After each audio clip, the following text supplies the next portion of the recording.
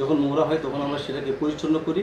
হাসপাতালের পরিবেশ আমরা সর্বাত্মকভাবে মেনটেন করার চেষ্টা করি এবং এই চেষ্টা আমরা সবসময় এটা অব্যাহত রাখি। কিছুদিন আগেও আমরা অভিযান চালিয়েছি, তার আগেও আমরা অভিযান চালিয়েছি এবং অনেক দালালকে আমরা জেলে পাঠিয়েছি। প্রত্যেক দিন আমাদের খাবারটা চেক করা হয়। একজন এখানে অফিসার আসে, এসে সে সবগুলো সব দেখে।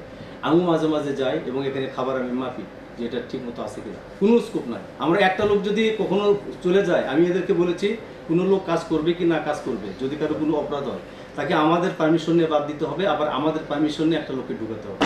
এই 1000 শয্যা বিশিষ্ট হাসপাতালের যে জনবল আছে, এই জনবল দিয়ে আমাকে এই প্রায় 4 থেকে 5 গুণ রোগীর সেবা আমাদেরকে দিতে হয়। তো এই যে এই সেবা দেওয়ার এই ব্যাপারটা আসলে অত্যন্ত একটা দুরূহ ব্যাপার, কিন্তু আমরা আমাদের স্টাফ, আমাদের চিকিৎসক যারা আছেন, যারা আমাদের ডাক্তার এখানে আছেন, তারা সবাই মিলে আমরা এই সেবাটাকে সফলতার সঙ্গে অব্যাহত রাখার সর্বাত্মক চেষ্টা করি এবং যখন কোনো সমস্যা দেখা দেয় সেটা আমরা সাথে সাথে তার সমাধান করার চেষ্টা করি এবং আমরা ইনশাল্লাহ সেটাতে সফল হই। তো এই হাসপাতালে আপনার যে সমস্ত রোগী থাকে, অনেক সময় দেখা যায় যে রোগীর এই হাসপাতালে যেভাবে ডিসিপ্লিন এবং এই হাসপাতালের পরিষ্কার পরিচ্ছন্নতা এবং শৃঙ্খলা মেনটেন করা প্রয়োজন, অনেক সময় সেভাবে তারা করতে পারে না। অতিরিক্ত রোগীর চাপ এবং রোগীর সাথে রোগীর যে যারা অ্যাটেন্ডেন্ট থাকে, অ্যাটেন্ডেন্টের একটা চাপ থাকে।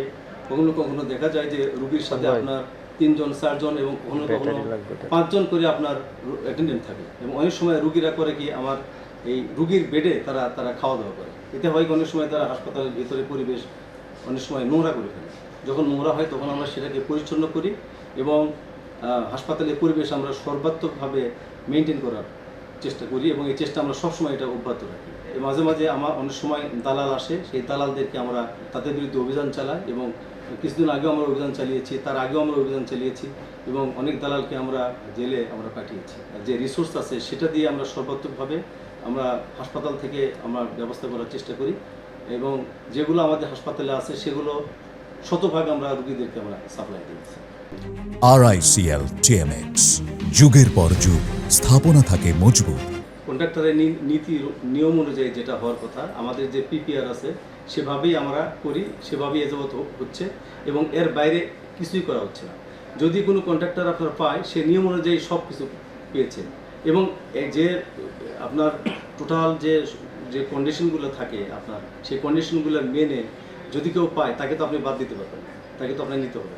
এবং আপনি যে বললেন ওজনে কম দেওয়া হয় না। প্রত্যেক দিন আমাদের খাবারটা চেক করা হয়। একজন এখানে অফিসার আসে, এসে সে সবগুলো সব দেখে। আমিও মাঝে মাঝে যাই এবং এখানে খাবার আমি মাপি যে এটা ঠিক মতো আছে কিনা। যেমন মুরগির ওজন সিদ্ধ করার পর কমে যায়, এটা আপনি কি জানেন? ওই ওজন নিলে হবে না, কিন্তু যখন আমরা সাপ্লাই দিবে সকালবেলা সেই ওজনটা কিন্তু ঠিক থাকে। কোনো রুটি কখনো কম দেওয়া হয় না, যেটা তার নিয়ম দেওয়ার কথা। এবং ওখানে যে চার্ট দেওয়া আছে, চার্ট দেওয়া অনুযায়ী প্রত্যেকদিন খাবার একদম হিসাব করে নেওয়া হয় এবং সে মোতাবেক চেক করে প্রত্যেক দিন সেটা নেওয়া হয় এবং সাপ্লাই দেওয়া হয়। আমি এখানে আসার পরে যেভাবে এই সিস্টেমটা চালু ছিল সেটা মেনটেন করি, আমি কাজ করতেছি নিয়ম অনুযায়ী। যে নিয়মে চলছিল ঠিক সেই নিয়মেই করছি, আমি নিয়মের কোনো ব্যত্যয় করছি না। এবং নিয়ম অনুযায়ী যদি কেউ পেয়ে যায় বছরের পর বছর, সেটা তো আমি ওই যেটা আপনাকে বললাম, আমি তো তাকে বাদ দিতে পারবো না। আপনি যে বললেন সে যদি পেয়ে যায়, সে তো নিয়মের মধ্যে পাচ্ছে এবং তার চেয়ে কম যদি কেউ না দিতে পারে তো সেই তো পাবে। এখানে যেভাবে আপনার টাকা আসে, যেভাবে আপনারা নিয়ে আসি, ঠিক সেইভাবে আমরা টাকা দিই নিয়ম অনুযায়ী। যতজন জনবল আপনারা নিয়োগ দিয়েছেন ঠিক ততজন কাজ করে না, এর চেয়ে অনেক কম জন কাজ করে তারা টাকাটা নিয়ে যাচ্ছে না। একটা লোক কম হওয়ার কোনো স্কোপ নাই, কোনো স্কোপ নাই। আমরা একটা লোক যদি কখনো চলে যায়, আমি এদেরকে বলেছি কোনো লোক কাজ করবে কি না কাজ করবে, যদি কারো কোনো অপরাধ হয় তাকে আমাদের পারমিশন নিয়ে বাদ দিতে হবে, আবার আমাদের পারমিশন নিয়ে একটা লোককে ঢুকাতে হবে। এটা আমার স্ট্রিক্ট অর্ডার এবং এর ব্যত্যয় কখনো হবে হয়নি।